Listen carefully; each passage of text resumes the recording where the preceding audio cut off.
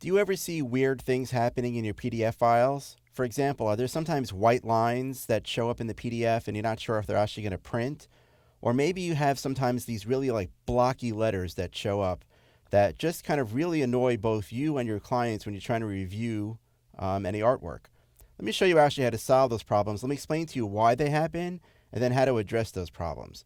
I'm going to start out creating some artwork inside of Illustrator and then we'll view them inside of Acrobat. So I'm here inside of Illustrator CC. I'm just going to create a brand new document, print-based document. And I'm going to start by typing in just some basic letters here. Let's type in hello there. Why not? Let's make it a little bit bigger so we don't go blind seeing it. I don't want to make it so big because I want you to be able to see the point that I'm making here. And I'm going to set the typeface here to Helvetica. I'll explain to you why I'm using Helvetica right now because I want to make sure that we're using a typeface that has a very certain type of letter form. So now I have the word hello here, hello there. And I'm just going to option drag to make a copy of it here. And this version I'm going to turn into outlines, Command-Shift-O or Control-Shift-O. So now basically it's the exact same text, but this is actually text and this has been converted to path outlines. Now they look pretty similar here inside of Illustrator. I'm not going to choose File, Save. And let's go ahead now and call this one Test. I'm going to save it as a PDF document, save it to my desktop here. I'm going to choose a preset here, let's say PDFX1A. And I'm going to choose to view the PDF after saving and choose Save PDF. So now when I look at this, you can see that at certain zoom levels inside of Acrobat, you see how the L's in the version of hello there at the bottom are bold, but that does not appear here at the top settings here. So remember, this set of hello there is actual text. This has been converted to paths, and you can see that the L's start to turn into like these big fat rectangles, and the problem only gets worse when I zoom out. And if you're creating a PDF document that has a lot of text inside of it, no matter what typeface you're using, if you have a letter that has kind of just like a basic rectangle shape like the letter L, this could happen with a lowercase I, for example. You'll see they turn into these big, bold, blocky letters. And when you have, let's say, body copy, it really makes it look not pretty. Now, the reason why this is happening is because Adobe Acrobat has some special settings inside of it that help you make your document look better on screen. Some parts of that is something called anti-aliasing, and there are different ways of doing anti-aliasing. Now, there are certain algorithms that the anti-aliasing inside of Acrobat that exist. It's not really, by the way, just Acrobat. It's really all Adobe applications. So what I'm explaining here also could explain what you might see when you're viewing artwork inside of, say, InDesign or Illustrator. So the algorithm looks specifically for rectangles, and not only just rectangles, but specifically for paths that have 4 anchor points that create a rectangle. So if it's a trapezoid, that won't be affected by this type of algorithm. It's looking for something that is a perfect rectangle that has exactly 4 anchor points. And if it finds that, it creates a thicker version of that. And the reason why it does that, and it only does that, by the way, when that piece of artwork is shown at very small sizes. The reason why it does that is because it tries to prevent these lines from disappearing when viewed at very small sizes. So it kind of like beefs it up a little bit so that you can see them better. It's mainly intended for like when you have rules, for example, or other thin lines that may appear inside of your design. If you go and you zoom out really a lot, those lines that may only be 1/4 of a point in thickness would disappear from your screen. So Acrobat knows in its anti-aliasing to try to thicken up those lines so you can see them a little bit better. I'm going to go to my preferences inside of Acrobat. I'm going to choose Acrobat Preferences. And I'm going to go to Page Display, and you'll see an option here called Enhance Thin Lines. I'm going to uncheck that preference and then click OK, and you'll see now the problem goes away. So one way to solve this problem, and I say solve because this is something that your client might do on their end when they want to view your PDF documents, is to go into Preferences in Acrobat and turn off that option. So again, that option is going to be here called Enhance Thin Lines. If I click OK, it comes back right now with the option off. Then this problem goes away. But I'll tell you that you may not want to have to call your client and then step into the process of changing their preferences. So there is a way to change this on the Illustrator side so that this problem never occurs. Remember what I said before, this specific algorithm that's used for anti-aliasing inside of Acrobat only happens when it finds a rectangular shape that has exactly 4 anchor points inside of it. So if I go back into Illustrator for a minute, I'm going to close the Acrobat file. Let's go back into Illustrator. And I'm going to zoom in on the outline text that I've created. And I'm simply going to select one of these shapes right here. And I'm going to choose my add anchor point tool. I'm just going to add another anchor point somewhere on that shape. I'll do the same thing for this as well.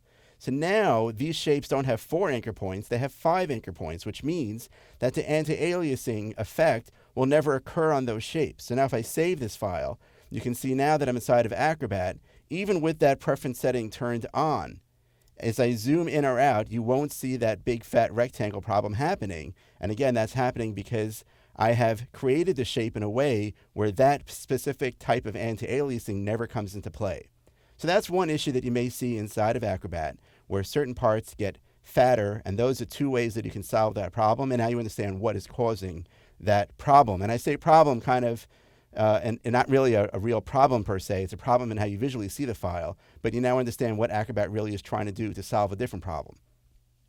So let's go back into Illustrator for a second here. I want to kind of show you what might happen in another case, and we sometimes see this if I take, let's say, some text here, and let's make this text, let's choose like a Helvetica bold version of this. And let's add an awesome drop shadow. Let's choose stylized drop shadow. Just take the regular basic settings. Let's actually create a few versions of drop shadows here that may even overlap with each other. And I'm also going to go here and let's say create some different colored backgrounds. I want to create some complex artwork here. So let's just create a few shapes. Let's change these colors to something else. Let's do a blue. Let's do a yellow. Yeah, you know, it's my favorite color. You know it. Let's do a red over here. Let's send all these shapes to the background.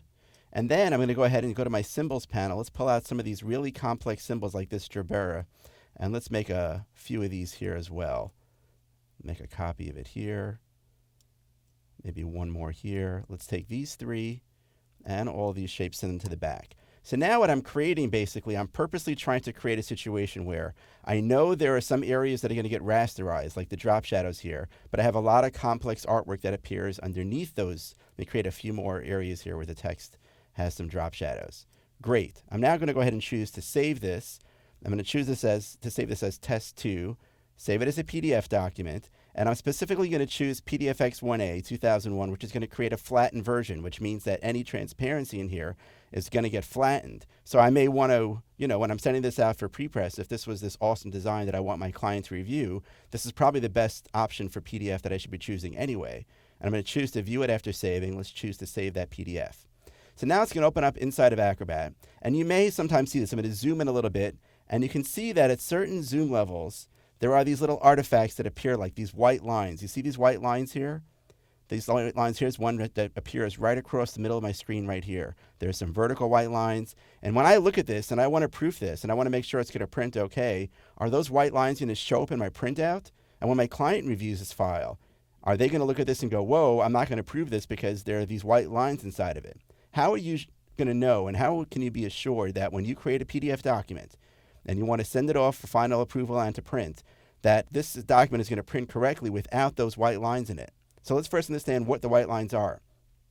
They're simply, if I go back into Illustrator and I go into outline mode here, you can see that those drop shadows are going to create basically a tremendous amount of rasterized areas in this document. And because I have a whole bunch of vectors in here, Illustrator is going to try to preserve as much of my file in vector form as possible. So there's going to be all these areas of like image butted up against other images or images butted up against other vector pieces of artwork. And just because a computer monitor has a kind of a lower resolution than my printout does, right? Most monitors nowadays have somewhere in the realm of about 130 pixels per inch. That whole idea of 72 pixels per inch is, long gone. That was like 25 years ago. But monitors have a decent resolution now, but still, it's a far cry from the resolution you might get when you actually print your file to film. I say film, that's also 25 years ago. When you print your file out to a digital printer, which could have upwards of, 2,500 or 3,500 pixels per inch or dots per inch. So you have all these little areas and they may not look like they line up correctly on the screen. So when I'm working with Acrobat, I'm seeing these white lines because those little regions that kind of butt up against each other don't have an easy way to align themselves on the screen. Now, one of the reasons why that's happening is because Adobe Acrobat, and again, this applies to InDesign and to Illustrator as well, is using a very complex algorithm for anti-aliasing artwork. It's trying to smooth artwork in a way so that it looks great on screen. And this is specifically of looking at vector artwork. So if I am inside of Acrobat, I created this artwork inside of Illustrator, I want to be able to see this vector artwork as best as I can. So Illustrator, in this case Acrobat actually, is trying to make that artwork look as good as possible by applying anti-aliasing to it. It's kind of softening up some edges here. But that anti-aliasing has a side effect. And that side effect is that it sometimes reveals these little boundaries that don't align up perfectly to each other on the monitor. And that's why sometimes you'll find that when you zoom in or you zoom out, at some levels you'll see the white lines and at some you won't, because it really depends again on the resolution of your monitor and at what zoom level you're basically viewing your artwork at, whether or not those white lines appear. But still, you want to be assured that when you print this, that those white lines are not going to print, right? So the way that you do that is you actually disable the anti-aliasing inside of Acrobat. And again, to do that, I'm going to go back to Preferences, to the same setting where I was before at Page Display, but this time I'm not going to turn off the Enhanced Thin Lines. I'm going to focus on this setting here called Smooth Line Art. If I turn this setting off, I am disabling Acrobat's ability to make vector artwork look smooth, which is going to get rid of this problem, which is the white lines that are a side effect of that type of anti-aliasing. So notice now when I click OK, all those white lines disappear. Now, if I look at my vector artwork, let's say right over here, I can see jagged edges here. So my artwork doesn't look very pretty. But at least how I see it on screen now, I am now assured that those white lines that I was seeing are simply an artifact of that anti-aliasing. Now, the anti-aliasing only happens on a computer monitor. It doesn't happen when this file is actually printed. So in other words, what I just did was I just made sure that the white lines are not in the print version of my artwork. They're specifically only in the monitor version, or the preview that I'm seeing here on my computer screen. So now if I go back into Preferences, I turn that Smooth Line Art option back on again. Notice my vector artwork becomes smooth again, but now the white lines come back again. So whenever you're working inside of Illustrator, or you want to show files to your clients inside of Acrobat, and you see these white lines and you're losing sleep because you're not sure if you're releasing files that are pure that you're going to send to the printer, all you have to do is go into Acrobat and just toggle that setting on and off.